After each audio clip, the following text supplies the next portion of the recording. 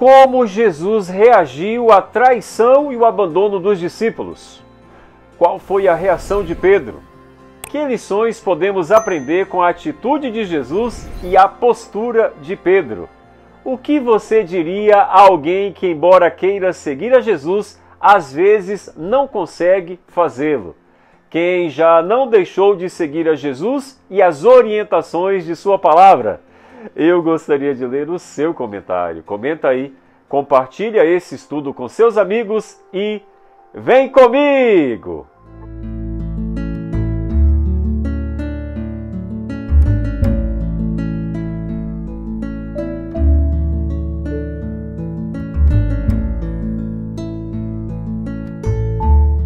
Seja bem-vindo à série O Evangelho de Marcos. O tema de hoje em nosso guia de estudos da Palavra de Deus é: quem é você?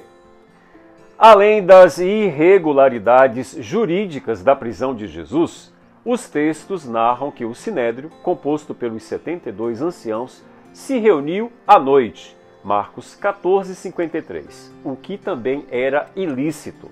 Somente à luz do dia se podia discutir e deliberar. Marcos ainda reserva a condenação oficial de Jesus para a manhã seguinte.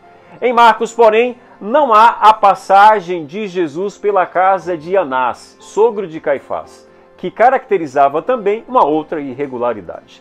Embora os discípulos tenham fugido, Pedro acompanha Jesus de longe, escondido entre os guardas que se aqueciam junto ao fogo no pátio do sumo sacerdote. Aquecia-se do frio. Certamente também precisava aquecer o seu coração gelado, porque ele estava longe do seu mestre. Observando de fora, Pedro renunciou a ser um de dentro com Jesus. Não é para menos que seu coração esteja gelado. Longe de seu amado mestre, o coração de Pedro está sempre frio e inquieto.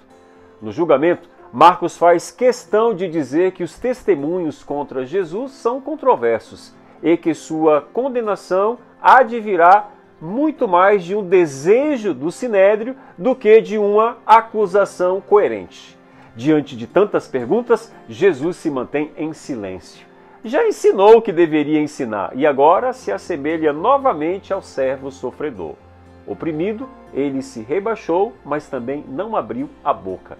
Como cordeiro, foi levado ao matadouro ou ovelha diante do tosquiador e ficou calado sem abrir a boca.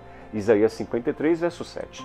Por fim, o próprio sumo sacerdote se dirige a Jesus com a pergunta central de todo o Evangelho de Marcos. Tu és o Cristo, o Filho de Deus bendito? E pela primeira vez, Jesus rompe completamente o segredo messiânico e responde com as mesmas palavras que Deus dirigiu a Moisés na sarça ardente. Eu sou. Marcos 14, 60 a 61 e Êxodo 3, verso 14. Em vez de despertar a fé como em Moisés, a palavra de Jesus acende a ira do sacerdote e do conselho. A verdade sobre quem é Jesus revela-se insuportável para aqueles que estão fora do caminho. Por isso, o segredo ficara guardado até aquele momento, mas chegou a hora de rompê-lo, realizando tudo o que esse segredo significa. E o que significa? Que o Messias é o Filho de Deus, Jesus Cristo. Quem é Jesus para você?